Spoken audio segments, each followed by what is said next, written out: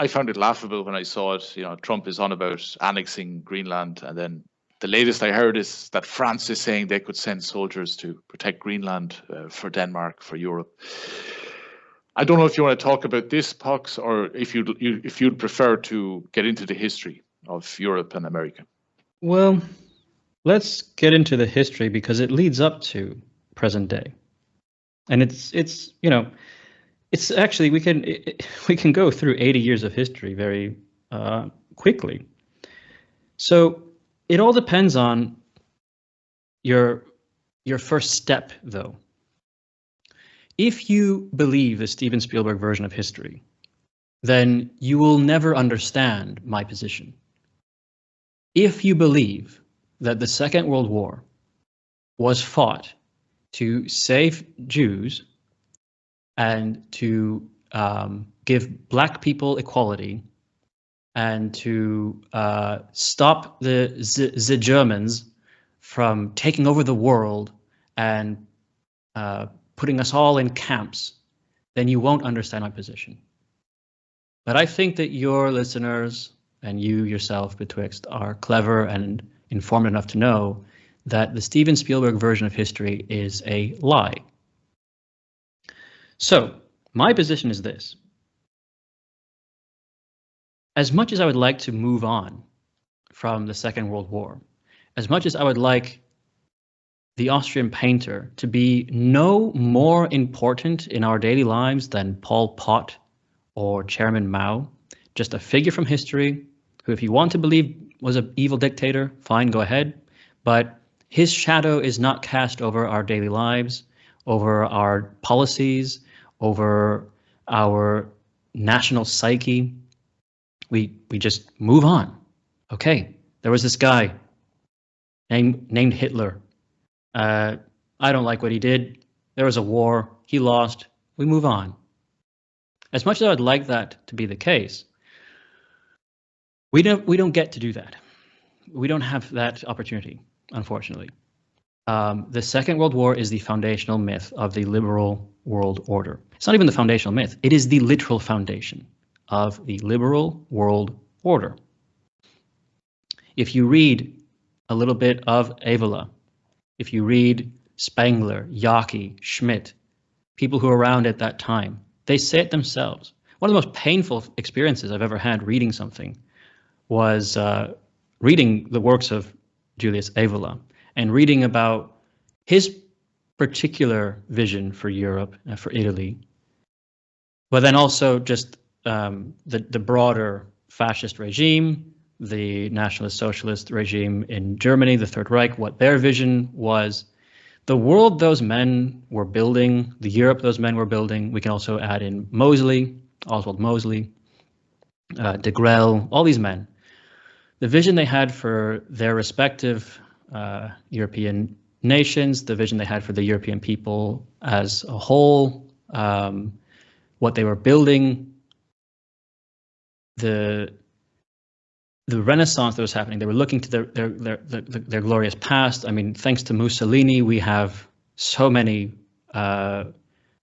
Roman excavations. All these wonderful ancient Roman ruins or excavations that you enjoy today, we enjoy those because the fascist regime of Mussolini wanted to give birth again to Rome and rediscover Rome. And Mussolini not only industrialized Italy and modernized Italy, but also funded loads of excavations and archaeological endeavors to rediscover ancient Rome. And then comes the Red Terror. Well, the Red Terror actually came first, and as we know, that what happened in Germany and Italy, and then of course we can add in Spain. You know, Spain, the Spanish Civil War was sort of like the prelude to the Second World War. It was a reaction to the Red Terror, to the rising tide, the bloody tide of Bolshevism, international communism. And so Europe resists. There's a European resistance to Bolshevism, to communism, to much of this very same degeneracy that American conservatives complain about today. Transgenderism, sexual degeneracy, pedophilia. There's the normalizing of everything that should not be normalized. Then we have economic woes, a currency with no value, inflation through the roof. People's lives just completely demoralized, devalued. Every waking moment is just grim. And then through those clouds came a bright, shining light of resistance.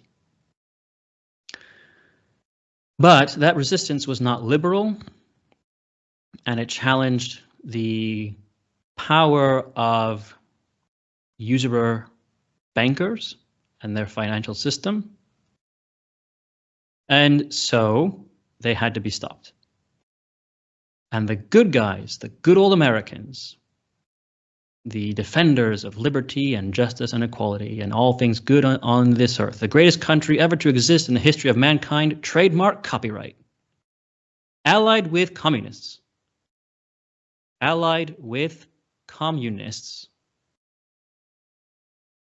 to crush that resistance. And they destroyed Europe with their tanks and their guns and their bombs. There are so many European buildings and statues and churches and works of art that were destroyed in that war, thanks largely in part to Allied bombings. In fact, the Germans, as the war was ending,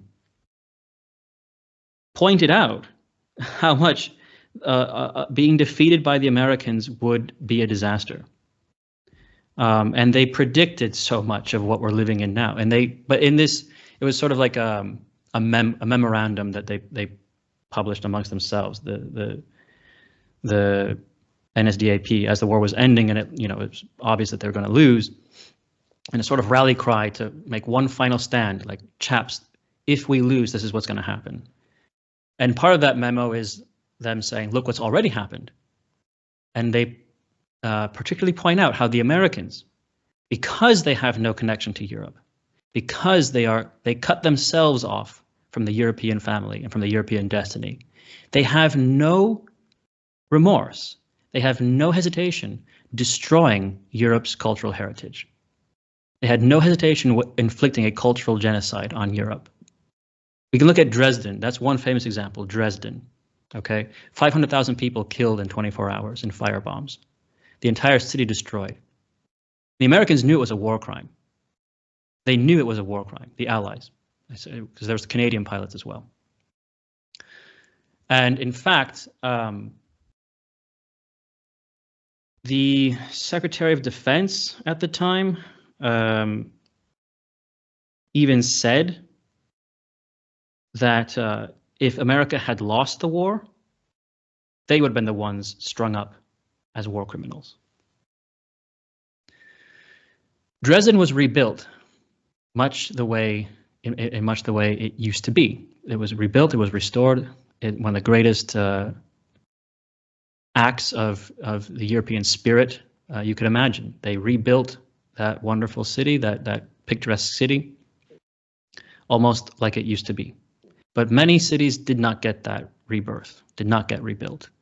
And priceless works of art and priceless artifacts of European heritage simply could not be rebuilt or replaced. They're gone forever. Okay, that's my position. That's my perspective on the war. Afterwards, after the communists, after the Soviets had sent basically every last man in their union into the meat grinder to defeat the Germans, just sending hundreds of thousands of men into battles, wave after wave of men to just get chopped down by machine gun fire. But hey, they had a huge population. They could keep sending more and more and more. And that's how they won, by sheer numerical overwhelming of their enemy. So the Russians did most of the work, but we all know that without the American intervention, the Axis probably would have held out. Certainly Britain was in a very bad way without the American intervention. Okay. Hitler never wanted war with Britain. He certainly never wanted war with the United States. The United States was never in danger of being invaded or anything like that. I mean, the Germans weren't going to invade America. Pearl Harbor was allowed to happen so that FDR could have an excuse to get America in the war. We all know this. What people might not know is that the Japanese were goaded into attacking Pearl Harbor through a lengthy period of destabilizing and inhibiting sanctions and other various measures that were basically putting Japan in a vice-like grip. And so the Americans basically got what they deserved at Pearl Harbor. They provoked Japan into doing that attack. Japan was Germany's ally.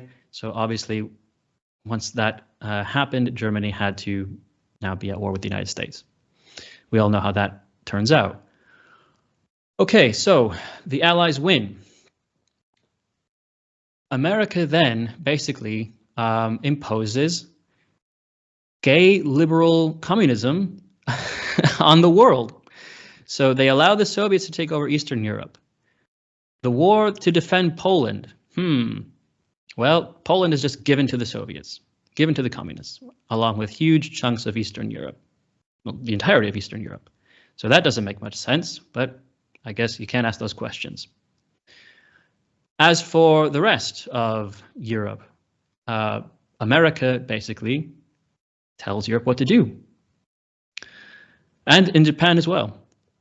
All of the constitutions of these countries are written with American liberal values imbued in them.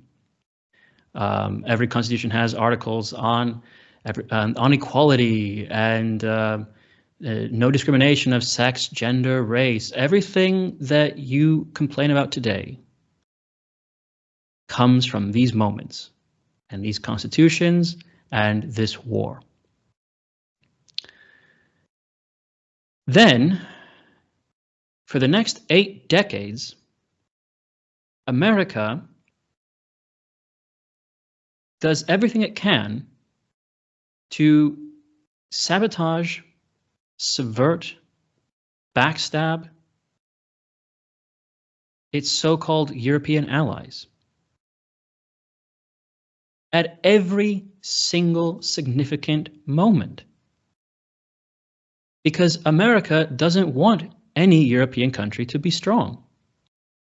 It doesn't want any European country to have a strong military or a strong economy or to be independent of America. And it certainly doesn't want any European country to have those bad, nasty, scary nationalist sentiments, national pride, racial pride, European pride. So whether it's the Franco-Algerian War, where the Algerians start to fight back. Again, these are all leftist communist movements as well. Everything that you see today, it's the same that you see in South Africa today, the same that you see with the woke movement of today. It's the same. So in the 1960s, when it was the Algerian opposition to French Algeria, the Algerians who were fighting against the French were all communist parties, basically. They were all communist-aligned factions. The Americans supported that. The Americans supported them in their fight against the French, America's ally. And 1 million French Pieds Noirs were expelled from the country when the Algerians won, got their independence. And France lost its colony, and Algeria became a shithole. And now Algerians, after having fought the French for independence, can't stop migrating to France to live amongst the French, who were their oppressors and their colonizers, and are now one of the highest crime committing demographics in France, is the Algerian population. Belgian Congo, same thing. America backs the Congolese rebellion or resistance to Belgium and helps them win. And we all know what the Congo has become. And maybe your listeners don't know, though, just how brutal and sadistic and terrifying was the Congolese takeover of Belgian Congo. Just think of all the savagery you can imagine. That's what the Americans helped unleash as they aided the Congolese in chasing out the Belgians. Belgium loses its colony. Portuguese Angola, same thing. Who do the Americans side with? Not the Portuguese, but with Angola, the future, state of Angola. On and on we can go, on and on and on. The European Union, who created that? The United States. Why? To make European countries easier to control. Corral them all into one big pen, and you can control them easier. It was also to create an economic bloc that America could exploit in the Cold War against the Soviet Union.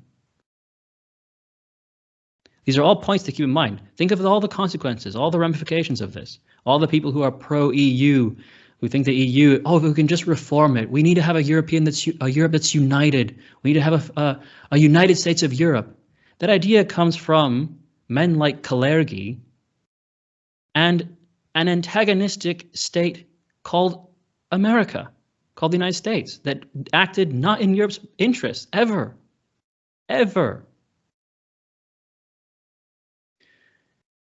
So there's your European Union. Okay, now let's get closer to present day.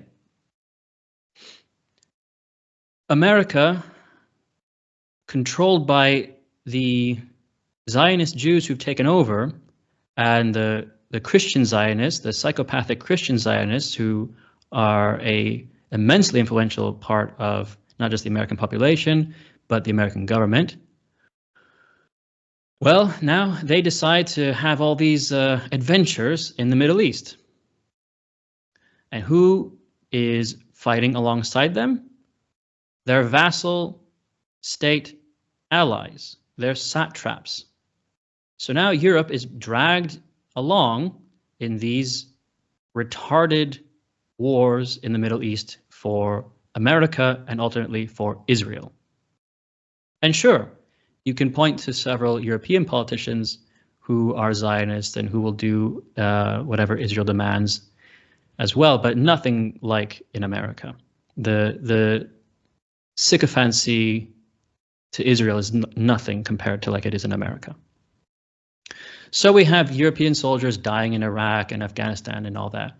But let's also remember that there were some European nations, like the French, who refused to go along with the war in Iraq, the second one, the one with George W. Bush. And that, I think, actually is a watershed moment, and you can actually trace a lot of American animosity towards Europeans, particularly towards the French. You can trace it to this moment. Why do the Americans hate the French so much? Why do the Americans hate Europeans so much? Well, it's because they remember when the French, and the Germans as well, didn't do as they were told and go with America to war in Iraq. So we had Americans who refused to even say the word French fries. They had to call them freedom fries. And Americans wanted to boycott French companies because they were so angry. I was in America at this time. I was a child in America. I remember all of this and how just we were told, hate the French. Those stupid French, those frogs. It wasn't just banter, though. It wasn't like the banter between, the French and the English. This was genuine hate. The French let us down. The French are a horrible ally. A bunch of surrender monkeys. We don't even need them anyway. But the French were right to refuse to go to war with Iraq alongside the Americans. They were right. I remember being in Italy in my grandmother's kitchen one day, watching the little television she had on the kitchen counter. And on the television was a funeral, a coffin carrying ceremony for 6 Italian soldiers who had been killed in a suicide bombing in Afghanistan. And I was naive. I was just a young boy and didn't really know what was going on in the world. And I just remember thinking, though, why are Italian soldiers fighting in Afghanistan? What are they doing there? It's not their war. It's nothing to do with them. Why are Italians dying in Afghanistan for America? I mean, that's one of the first, I suppose, red pilling moments for me on the AQ.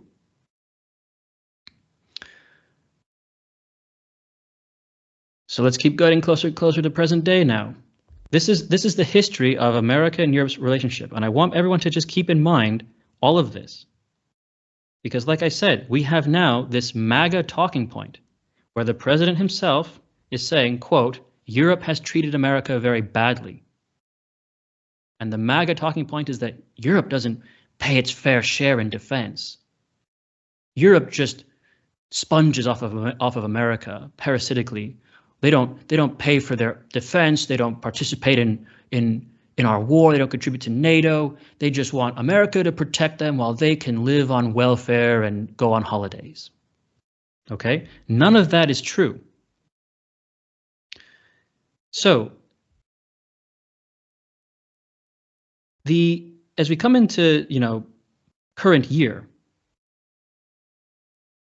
the idea that Europe is disempowering itself, that Europe is committing suicide, needs to change. Europe isn't committing suicide. Europe is being murdered. Okay? And one of the people plunging a knife into Europe's back to murder her is the United States. Whether it's through corporate takeovers, so for example, BlackRock, JP Morgan, various US corporate giants have been taking over Europe's wealth and siphoning the profits back to America. There is like trillions of dollars of US investment in Europe, not for the benefit of Europe, but to cement American corporate control over European assets. They're buying up Europe. Okay. Then, the recent talking point has been that the Europors don't innovate. They just regulate. They don't do anything. Okay, well, again, it's a lie. Because you have total sector domination in Europe by American corporations. They come in, so there's like these private equity firms that come in and they snap up European assets. So Sanofi's, which was a 16 billion, they had a 16 billion euro worth healthcare sector. An American private equity firm called Clayton, Dubilier and Rice bought that. Okay, so that's again, it's a 16 billion euro worth healthcare sector entity that now belongs to the Yankee. There's more. U.S. corporate muscle has used soft power to pressure European companies and just European states to align with America, to do what America says. When America says jump, European companies, European countries, European politicians are expected to say, how high?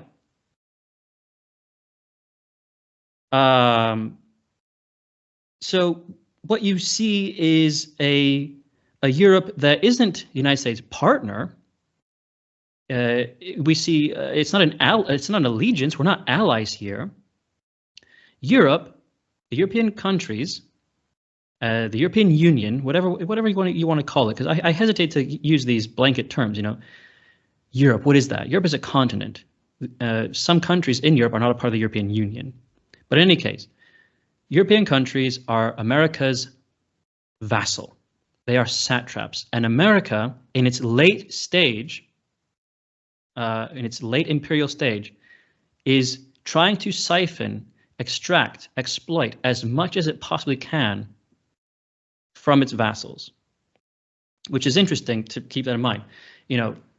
Is America going to have a golden age, as Trump says? Or as some have suggested, is the end of the American Republic what we're about to witness, and it's going to become like Rome? The imperial stage of Rome is about to commence. It's the same trajectory. The Roman Republic falls, and we get this imperial Rome. Or is America approaching the end of its shelf life? It already went through its imperial stage, and now it has spread itself too thin, and it's about to implode, as all empires do. And if it's the case that we're seeing it at the end of its imperial stage, well, it makes sense actually that it's at the end of its imperial stage, because what America's doing right now, yeah, it looks like this great renaissance, this golden age, and their chest is out, their shoulders are back, eyes are up, America's back, baby, daddy's home, as they said with that cringe rap song, Daddy's home. But actually, this is what a floundering power on its last legs does. It tries to get everything it can from its vassal states, from its underlings, as much as possible, because it's dying out. Okay, so just keep that in mind. I'll try and get this out faster here. Okay. Then, European energy and infrastructure. We see the Americans, public figures, politicians, commentators, and then also the slop accounts and the anons, repeating the same thing over and over. Europe is finished. Europe is fallen. The Europeans are cucks, and they sabotaged their own energy. They have no energy independence. They depend on us. How did that happen? As recently as the early 2000s, Europe had a stronger economy than the United States. The euro was more valuable than the dollar, and Europe had pretty decent energy. Okay, well, there was that little thing that happened in Ukraine. That's America's war, by the way. What did Victoria Nuland say on that recorded and then leaked telephone call? Fuck the European Union. What if the Europeans don't help us in this? What if they don't want to go along with this war in Ukraine? Well, fuck them. Fuck the European Union, she said. That's our ally. Okay? France, Germany, Italy, Britain, Spain, are you listening? That's your ally saying, fuck you. Then, as that war is going on, what happened to Nord Stream pipeline that was providing Germany like Europe's fundamental pillar? As Germany goes, the rest of the country, the rest of the continent goes. What happened to Nord Stream? It's pretty much all but 100% confirmed that the Americans did that.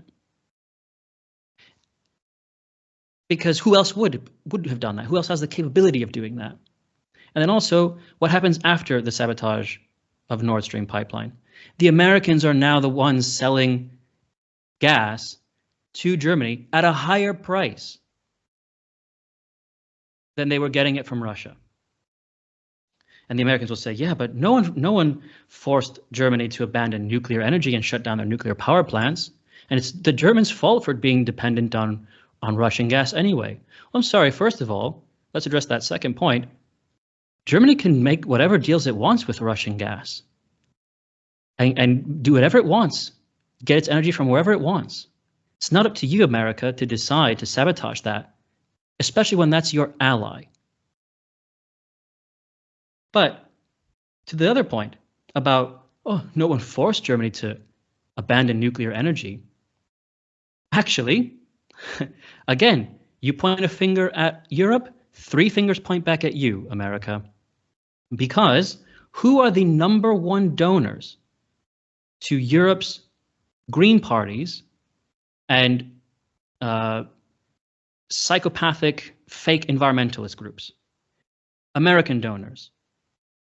The majority of funding that these ludicrous Green Party and environmental agencies, NGOs, get their money, the majority of the money they get to operate comes from US donors. This is per a follow the money investigation. I'll just read a quote here. US is major funder of lobbying activities of Europe's civil society organizations. Non-governmental organizations, NGOs, lobbying in Brussels on issues including the climate and human rights are highly dependent on donors in the United States. Foreign interference in the European Union is a sensitive issue since the news broke that Qatar used an NGO to bribe MEPs. Okay, so that's from a few months ago. Actually, the Qatar scandal is about 2 years old, maybe even a little bit more than that. But what does this mean? It means that while America kneecaps Germany and, in general, Europe's energy and infrastructure, they then also fund the radical Green Party and Green parties and environmentalist NGOs to push the policies that weaken every other source of European energy. In order to make Germany and the rest of the European Union, the rest of the European countries, dependent on America. So that America can then sell LNG or even Russian gas itself back to Europe at a higher price. And let's also keep in mind too, that's not just the Greens and all that. And by the way, another scandal has broken out. The Dutch newspaper Telegraph broke the scandal, that Green parties, the Green parties of Europe and these environmental NGOs have been bribing European members of parliament, MEPs, to push and pass these green policies. Well, again, where are the Green parties and the Green NGOs getting the money to make these bribes? From US donors.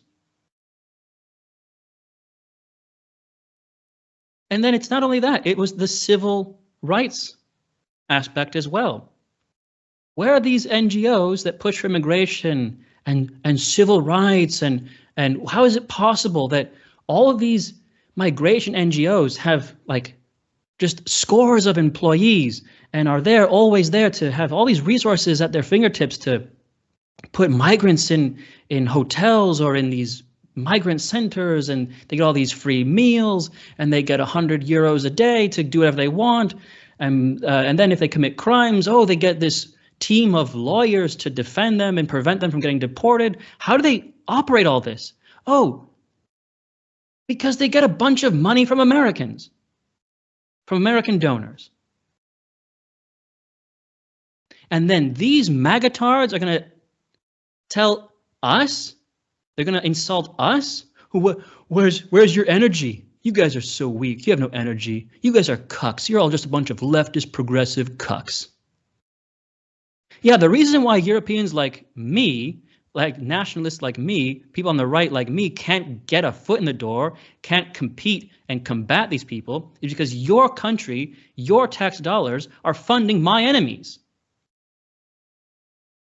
Your State Department uses your tax dollars to fund hate speech bills in countries like Ireland.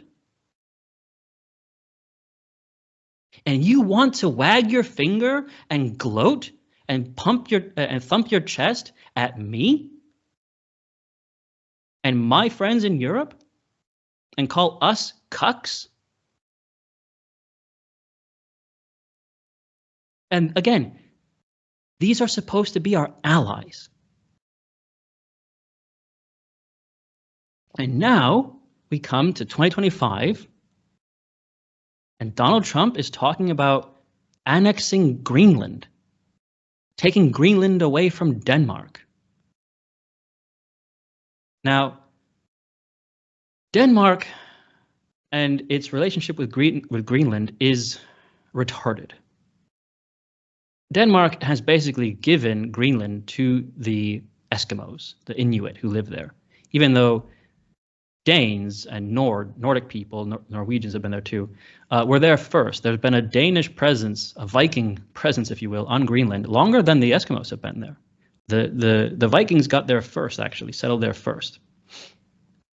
But given the liberal world order established by the United States that we all kowtow to, progressive politics, the politics of slave morality, has given the Danes have given more and more autonomy to the Inuit people there.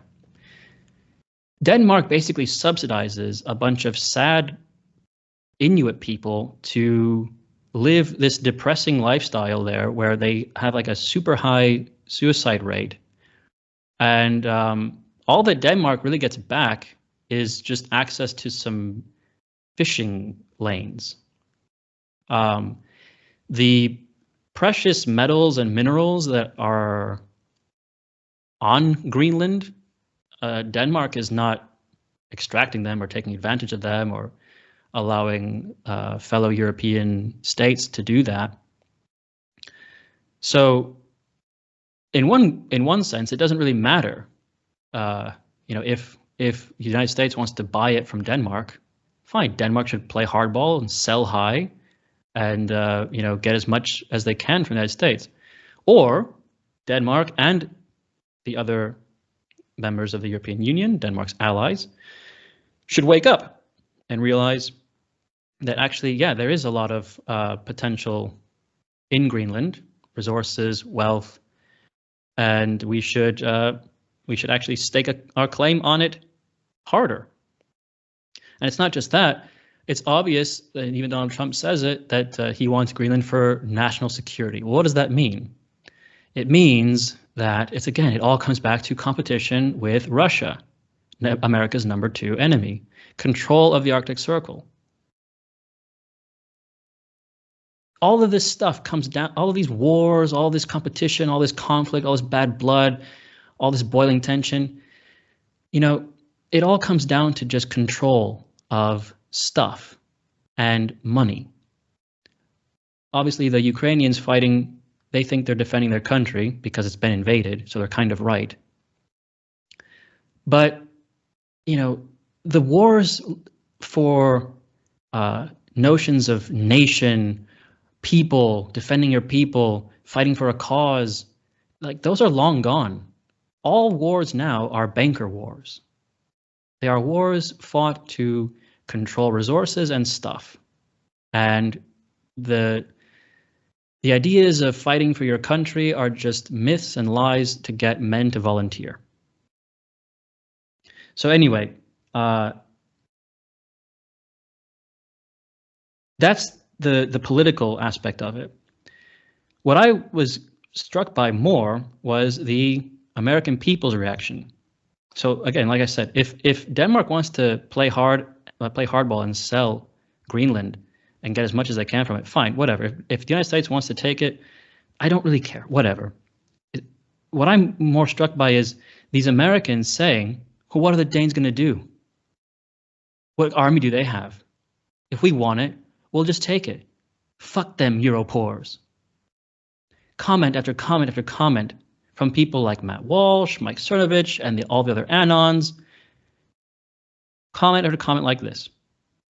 Manifest destiny. You can't stop us.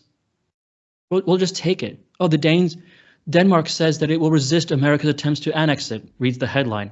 Here's all the American comments. We'll just take it then. What are they going to do? Fight us with their army? Again, these are our allies. This is how they speak. And as I've said, this is how they've been behaving for 80 years. So I ask, who's the real enemy here?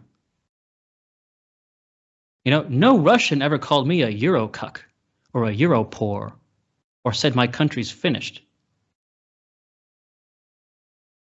Interesting, right? So all these Americans that talk about, you know, white unity and all this stuff, basically what they want is they want America first for them. They want American nationalism for them. And they want to rattle their sabers and puff their chests out and do whatever they want, including and especially at the expense of Europeans. And then if Europeans like me object and point out that this is actually not how allies are supposed to behave, then I'm told, hey, don't be divisive. White unity, bro. I'm sorry, no. You're barely a part of the white family anymore, America. And also, I don't really give a damn about this white identity.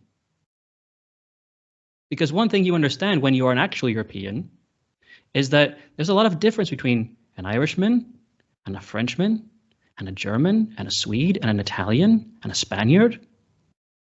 And these people don't identify as white. They're not just some amorphous white blob like New World people are, that are so mixed and have different ethnicities, and maybe, oh, I've got a bit of Cherokee in me, and my ancestor came from here, but I don't speak the language of my ancestors, never bothered to learn, don't really care, and I'm just white. I'm just a white guy. Okay, well, no, it's not like that. In Spain, for example, you have people who don't even identify as Spanish first and foremost. Their primary identity is their province or their region. I'm Catalan. I'm Galician. I'm Andalusian first and foremost. That's how these people are. So this idea that we're all just going to forsake our centuries, millennia old identities, our blood and soil roots, genuine blood and soil roots, to identify as just white in the service of American nationalism, so the Americans can wave their big stick around and do whatever they want with without consequences forever, I don't think that's a very good deal.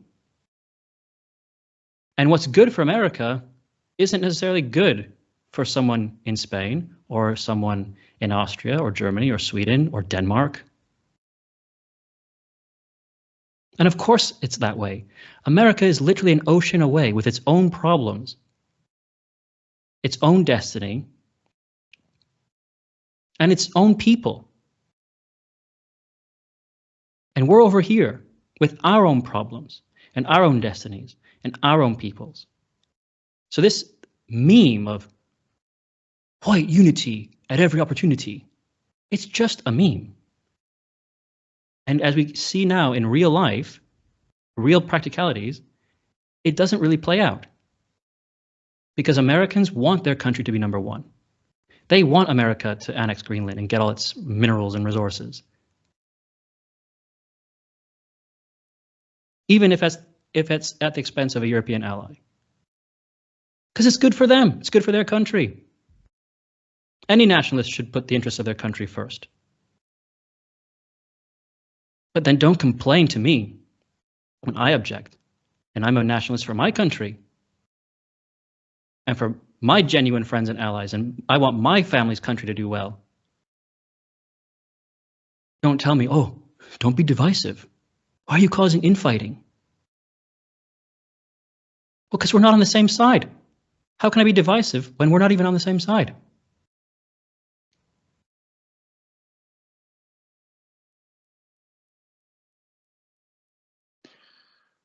I'm just looking at a map of Spain here. I think you tweeted it out the other day, POX, that in Spain there are more Moroccans than there are Asturians. Now, Asturias is a province in Spain. I suppose it's one of the smaller provinces in area. It's 10,604 square kilometers. population of about 1 million, but there are now more Moroccans in Spain than Asturians in Spain. Yeah. And Yeah. I'm sure there are a lot more Moroccans. Oh, maybe twice. Speaking about I would Morocco, say 2 or 3 or 4 times as many Moroccans as Asturians. But I'm sorry to interrupt, but it's just so much stuff, man. It's unbelievable. It truly, like, people ask, Pox, why don't you like Americans? Why are you so anti-American? The real question should be, why should I like you? Why shouldn't I be anti-American? Speaking about Morocco and its relationship with Spain. So I think you and I are well aware of this. Morocco is Spain's geopolitical rival. Morocco sends its riffraff to Spain en masse. When you see those videos of sub-Saharan Africans and Maghrebis storming the Spanish territories of Ceuta or Melilla and attacking the Guardia Civil and jumping over the fence and running onto Spanish territory, Moroccan quote-unquote border guards are literally opening the gates for them to rush the Spanish part of the border.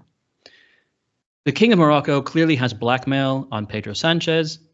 Spain, under Pedro Sanchez, is giving all this money to Morocco in the name of investment. No investment in Spain, nothing to help Spanish people. People in Valencia who are still living under rubble and mud after the floods, or people in Canarias who are living in little like compartment Lego blocks after the volcano eruption. No help for them, but let's send billions of euros in investment to Morocco. What's going on there? It's an open secret that Morocco is emptying its prisons and sending its convicts into Spain and Italy. Okay, so that's the relationship with Spain and Morocco. It's not a very good one, but if Spain's leadership changed and it had a nationalist pro-Spain leadership, Morocco would be not someone you'd be giving money to. It'd be an enemy. It'd be a clear and present danger, enemy. Okay, the United States surely knows this. Again, Spain's ally. The United States has sold F-15 fighter jets to Morocco. It's the first African country to have American weaponry. That's Spain's ally selling sophisticated weaponry to Spain's enemy. What the hell is going on? Oh, but hey, Pox, white unity, bro. There were people over the past few days telling me, stop talking about this. Stop talking about this. You're being divisive. You're obsessed. Can you stop posting about America for just like 1 minute? Bro, you're obsessed. What's wrong with you? Bro. I hate people who talk like that. Well, like I alluded to earlier, because of my obsession, because of my America posting, my infighting, my divisive posts, other people started to post about this now too. And in fact, Elon Musk himself just last night posted about how the US donor class is funding far left NGOs and far left parties and far left media organizations in Europe. Elon Musk posted that because he retweeted the Hungarian minister who pointed out that as a consequence of Donald Trump cutting some foreign aid spending, Hungarian independent media is up in arms because they're now losing the majority of their funding. Because who is funding the majority of Hungarians' independent, that means leftist, media? The United States was. Okay? And then just one other thing too. Again, this MAGA talking point that Europe doesn't pay its fair share. It doesn't contribute to NATO. It doesn't defend. It just relies on America to fight its wars. Like what European wars? All wars are American wars. All these wars. Europe's not at war with anyone. The Ukraine is not even in the European Union. It's on the European continent, and they're a Slavic people, part of the European race. But politically speaking, technically, It's not in the European Union. So there's really no real reason why European Union countries should be so gung-ho about fighting for Ukraine or sending Ukraine arms, boots on the ground even, money, etc. It's happening because the United States wants that war with Russia. And it's not even true that Europe doesn't contribute. In fact, Europe contributes more. As of 2022 to 2024, Europe, the European Union, has spent 110 billion euros, and the United States has spent 75 billion euros. That includes aid, reconstruction, all that kind of stuff. If you just focus on military spending, the European Union and the United States have both spent about 53 billion, here it's in dollars. So it's either equal, Europe's contribution, or higher. And then people say, yeah, but that's 27 countries. One country is spending the equivalent of 27 countries. I'm sorry, fucking magatard. So did you expect Greece to be able to spend as much as you? Did you expect Portugal to spend 75 billion euros by itself to fight your number 2 geopolitical rival? Like, who are you people? But of course Americans are this ignorant. Of course they are. They always have been. And this is why Americans will say, when they cry out in pain as they strike you, well, Europeans say mean things about America too. Europeans don't like, it's Europeans who hate Americans. No, Europeans, and in particular, they're really just talking about the French, basically, and the English. Europeans are snobs towards Americans because they have every right to be. European culture is deeper, more profound, and richer than American culture. It just is because it's older. It's been around longer. It just is. European cities are, or at least used to be, nicer than American cities. They're prettier. They're nicer to live in. We all know this because Americans love to go on holiday to European cities. They look better than America's nondescript steel and glass canyons, where every city looks the same. You show me the skyline of Denver, I don't know, name your city. They all look the same. Okay. And Europeans act snobbish to Americans because Americans act retarded and don't know anything. But again, I've never seen an American call a European call Americans cucks for being forced to integrate with blacks in the 1950s. In fact, Europeans look at those pictures and think, "Oh my God, that's what's happening to us now." That's the birth of all of America's problems, the day they were forcibly, at gunpoint, desegregated, integrated. I never saw any Europeans saying, "Look at the American cucks, they can't even defend themselves," when BLM was burning down their cities in the summer of George. I don't see any Europeans saying America's finished every time some American plane crashes because of a DEI pilot. And in fact, when these things do happen in America, it's understood. Well, that's New York. That's Los Angeles. That's Detroit. That's Baltimore. Like, what do you expect? That's what happens in these places, you know? That's not real America. But if, you know, some blacks chop each other up with machetes in London, oh, England is finished. The British are cucks. I'm tired of it. And especially given the history of the United States' relationship with Europe, with Britain, you know, David Irving has done immense research on how the United States and FDR, again, who was Britain's real enemy? The United States and FDR expressly wanted to destroy the British Empire.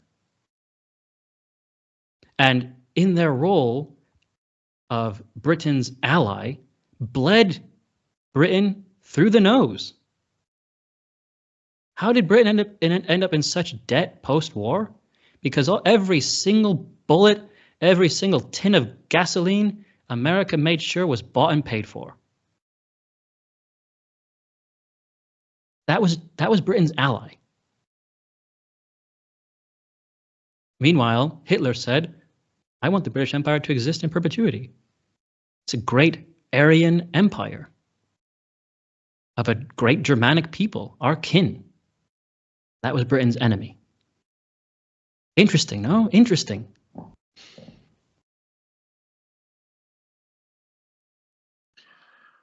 World War II, it could be said it never really ended. That it's ongoing. It's like a corpse that every morning is given an electric shock or something.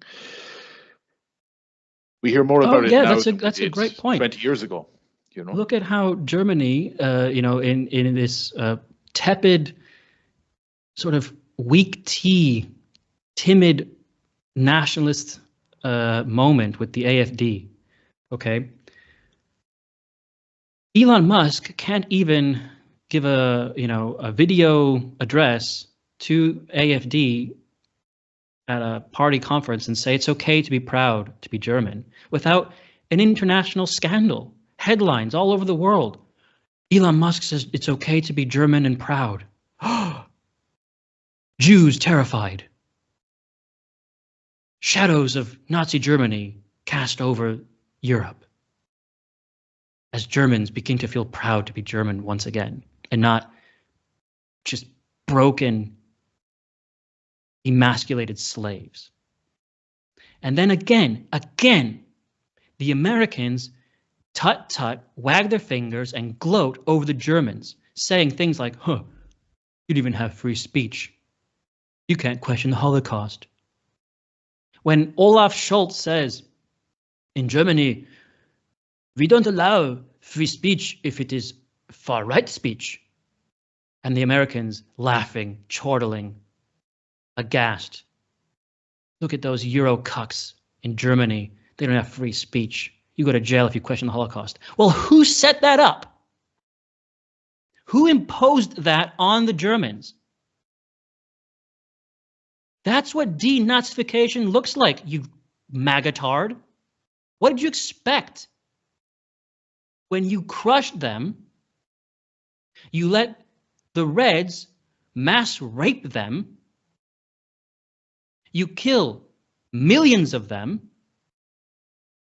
You make it, as Machiavelli said, if you're going to strike your enemies, strike them so hard that they can never come back and strike you.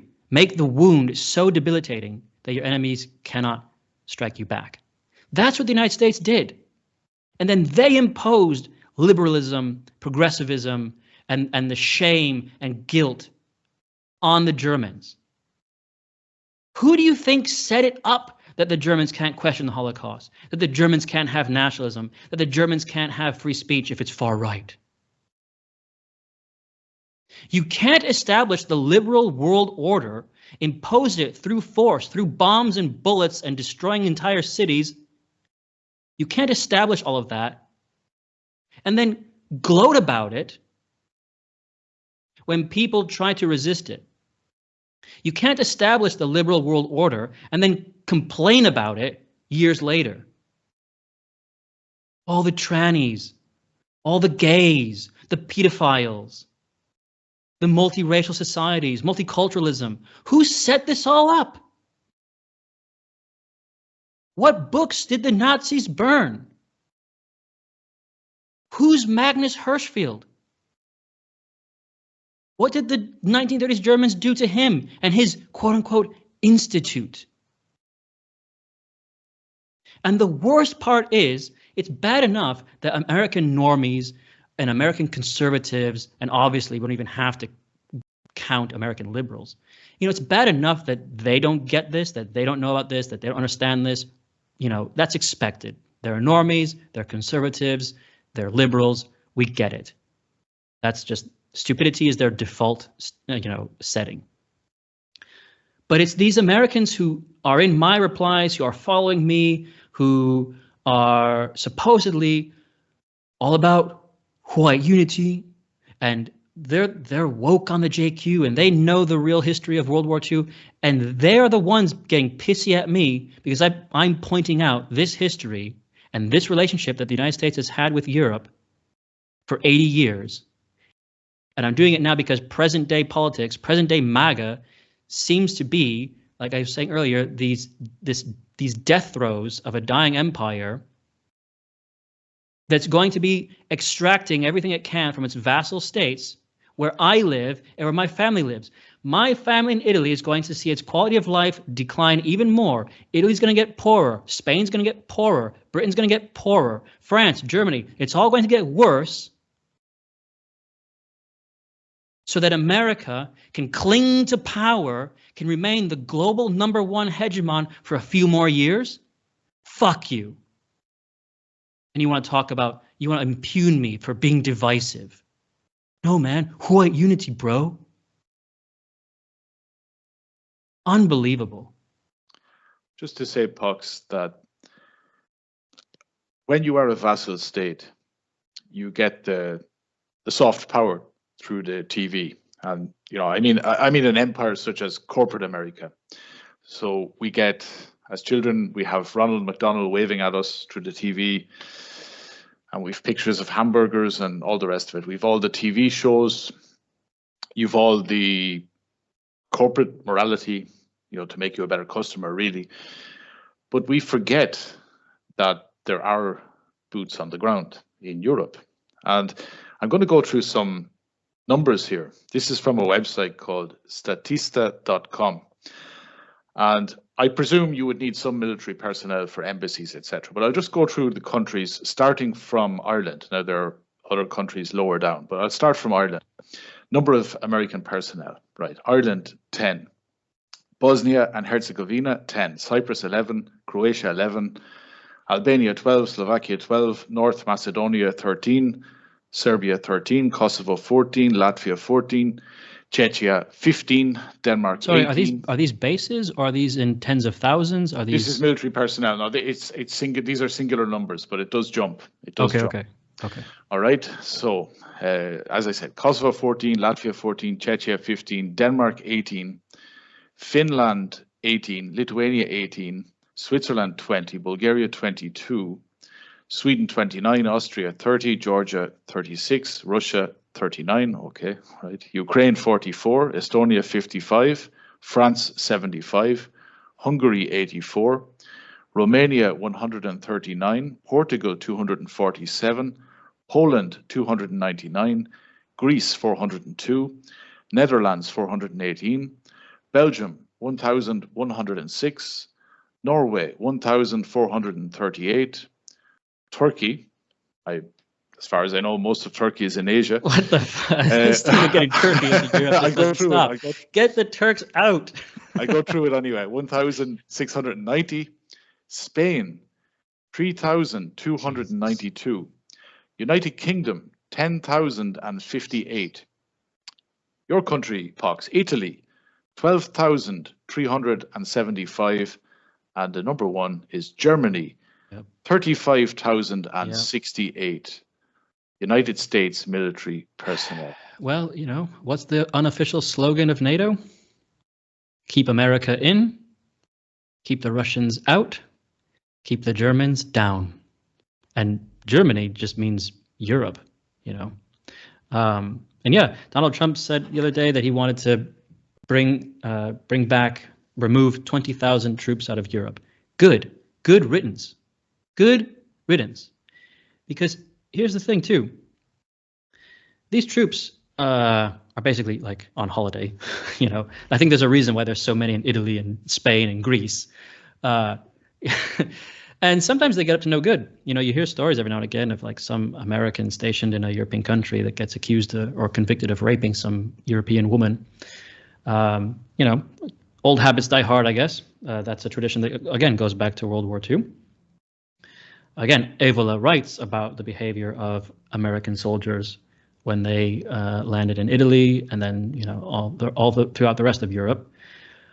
Not just the black soldiers, by the way, although they were the most egregious, but even the white ones. Again, it's funny this how many Europeans as well have been brainwashed into believing that they were liberated by these people. It's like, actually, no. When you see the real story, and if you actually care about the well-being of European nations, and you support what those countries like Franco's Spain or Italy or Germany, what they were trying to achieve, Mosley, his vision for Britain, etc. If you align with that vision of theirs, there's no other conclusion to come to except that America is the enemy. And of course, that's what Francis Yockey argued in his time, and he was persecuted for it. Ezra Pound, same thing. These are two Americans, by the way, Ezra Pound and Francis Yockey. They're sort of like my forebears, Americans who understood, and in Ezra Pound's case, he actually did live in Italy. I think he spent much of his life in Italy. People who came from the American beast, but understood that America is the enemy of the white race and of true European values, not these fake European values of liberty and equality, justice, all these, no. European values of hierarchy, order, martial prowess, the Faustian vision even, although let's be careful of that one. It seems that much like 1984 has become a manual, Faust has become a manual too. But both stories were supposed to be warnings, not manuals. But anyway, that's neither here nor there. But this massive presence of American military personnel, all these military bases, and nuclear weapons caches dotted all over Europe, here's what that really means in real life, okay?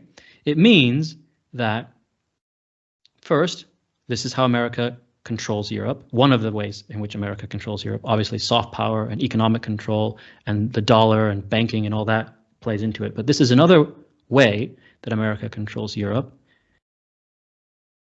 because it means that with 35,000 troops in Germany and 14,000 in Italy, 12,000 in Spain, etc., it means that if there were a widespread nationalist, anti-American, and not even nationalist too, like call it what you want. Let's say the European nations unite and they want to reform the European Union or tear it down and build something new, or just individual European nations want to go their own way, whichever scenario you want to imagine. They start kicking out the migrant hordes. They start identifying and punishing the leftists, the NGOs, the neo-communists, the journalists who created these conditions, and they punish them. That means that the American military presence can and probably will be called into action to quash that nationalist uprising taking place in whichever European country or a union of European countries. Even with Donald Trump in the White House, I think this would still happen.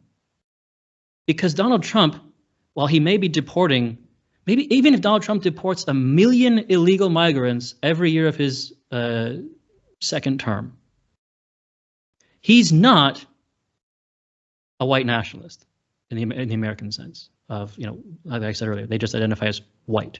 Obviously, he's not a French nationalist or a German nationalist, but he's barely even an American nationalist. He believes that America, like most Americans believe, as I was saying earlier, the vast majority of Americans believe and agree with the idea that anyone can be American.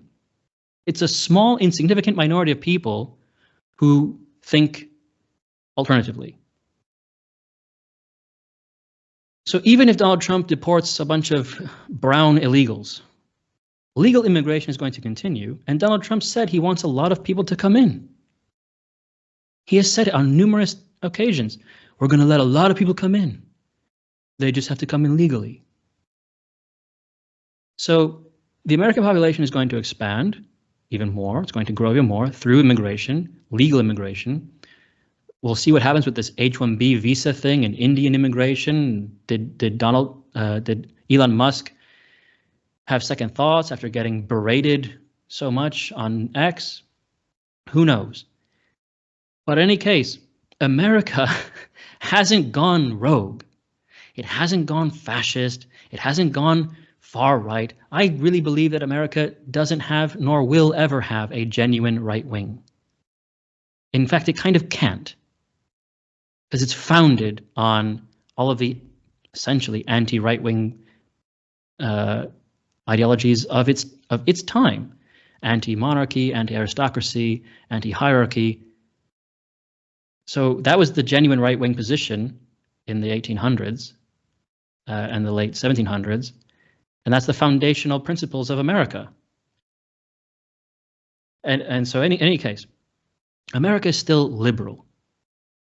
And it's not going to suffer, it's not going to brook some European country kicking out brown migrants, imposing ethno-nationalism, and punishing leftist journalists, immigration NGOs, etc., etc.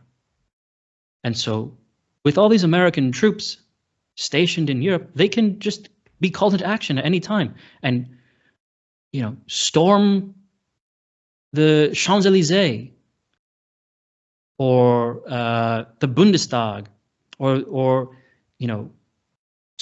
march into Rome and tell a nationalist Italian government, hey, you gotta stop deporting those Africans. That's against their civil rights. That's in violation of the European Court of Human Rights or whatever. And we're here to enforce the global liberal hegemony that we imposed 80 years ago. And this is why the Americans who complain about spending imbalances in NATO, wake up.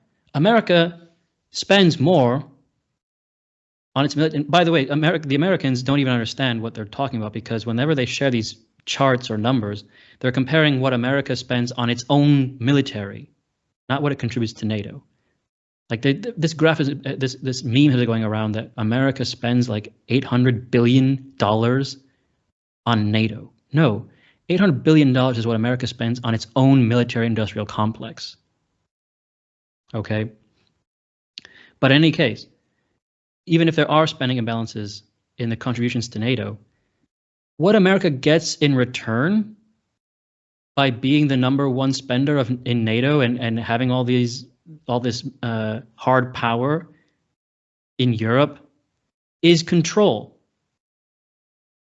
It's keeping Europe in check forever. And I'm sorry, I'm tired of the American empire. And I thought that Americans were too. Who the hell are you dissenting against if you call yourself a dissident right? We're the dissident right. Who are you dissenting against if not the American empire?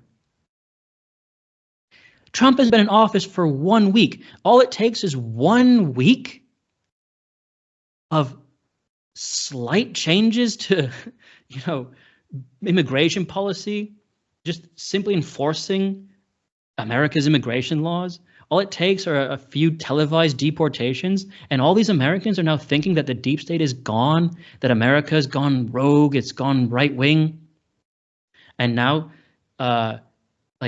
people are saying we're the mainstream now. We're no longer the dissident right. We're the mainstream. We've taken power. I hope you're right, but it's been only 1 week, and I don't actually think you're right. It doesn't work that fast. So America is still, and also, are you just going to forget all of the past? America has been the #1 anti-white state for years, for decades. Decades upon decades.